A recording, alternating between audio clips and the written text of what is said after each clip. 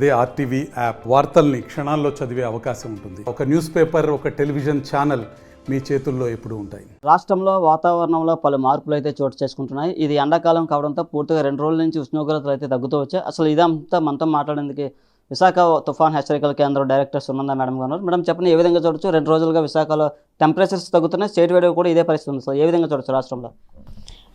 Yes, రానున్న 2 రోజుల్లో కూడాను టెంపరేచర్స్ ఏదైతే అత్యధిక ఉష్ణోగ్రతలు ఇంతవరకు కొనసాగుతూ వచ్చాయో ఇవన్నీ కూడా తగ్గడానికి అవకాశం ఉంది.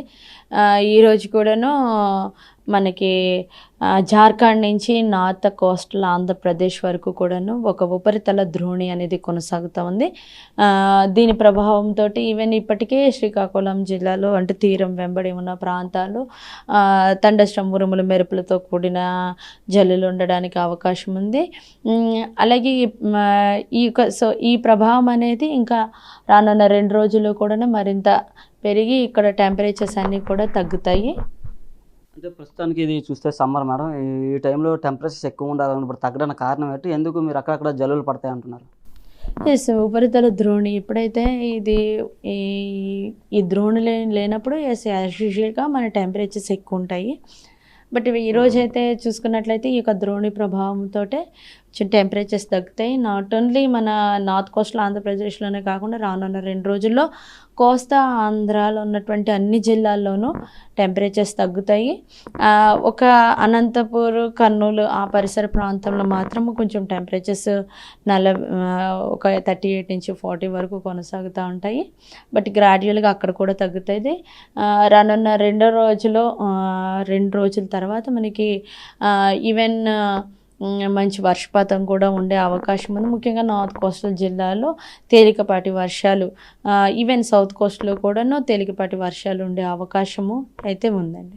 ఏప్రిల్ నెలలో ఏ విధంగా ఉండబోతున్నాం టెంపరేచర్స్ కొంచెం ఎక్కువ ఉంటే మనం మార్చ్ ఫస్ట్ వీక్లో చూసినటువంటి టెంపరేచర్స్ అయితే ఉండడానికి అవకాశం ఉంటుంది. బట్ ఏదైనా టెంపరేచర్స్ నార్మల్ మీద ఒక 2 to 3 degrees ఆర్ 4-5 degrees కూడా అబవ్ ఉండే అవకాశం ఉంది. ప్రస్తుతం అయితే ఈ మార్చ్ ఎండ్ వరకు కూడాను టెంపరేచర్స్ కొంచెం డౌన్గా ఉండే, అంటే నార్మల్ టెంపరేచర్సే ఉంటాయి.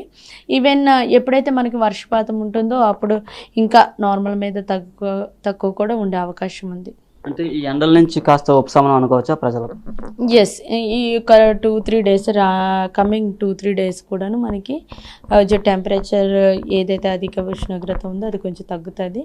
మార్నింగ్ ఒకవేళ ఒక 12 వరకు కొంచెం టెంపరేచర్ ఎక్కువ ఉన్నా మధ్యాహ్నం నుంచి క్రమేపీ తగ్గుతుంది. ఈవెన్ సాయంత్రం కొన్ని చోట్ల తేలికపాటి జల్లులు ఉండి ఉరుములు మెరుపులతో కూడిన జల్లులు కూడా ఉండడానికి అవకాశం ఉంది. ఉత్తరాంధ్రలో ఏ విధంగా ఉంది ప్రస్తుతం? ఎస్, ఉత్తరాంధ్రలోనే ఈరోజు ఇది పరిస్థితి. రేపు కూడాను అక్కడక్కడ తేలికపాటి వర్షాలు ఉంటాయి.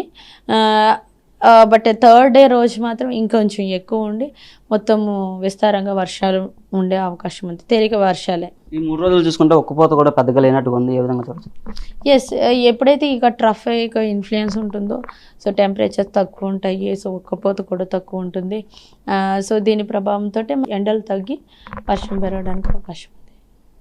ఇది విశాఖ తుఫాన్ హెచ్చరికల కేంద్రం అధికారులు అయితే చెప్తున్నారు. పూర్తిగా అయితే రానున్న 3 రోజుల్లో పూర్తిగా ప్రజలకు ఒక గుడ్ న్యూస్ అని చెప్పవచ్చు. టెంపరేచర్స్ తగ్గుతుండడంతో కాస్త ఎండ నుంచి ఉపశమనం పొందవచ్చు అని చెప్తున్న పరిస్థితి. వీడియో జర్నలిస్ట్ సాగర్తో నాడు RTV విశాఖ. మరిన్ని వీడియోస్ కోసం ఛానల్ సబ్స్క్రైబ్ చేయండి. లేటెస్ట్ అప్డేట్స్ కోసం వాట్సాప్ ఛానల్ ఫాలో చేయండి.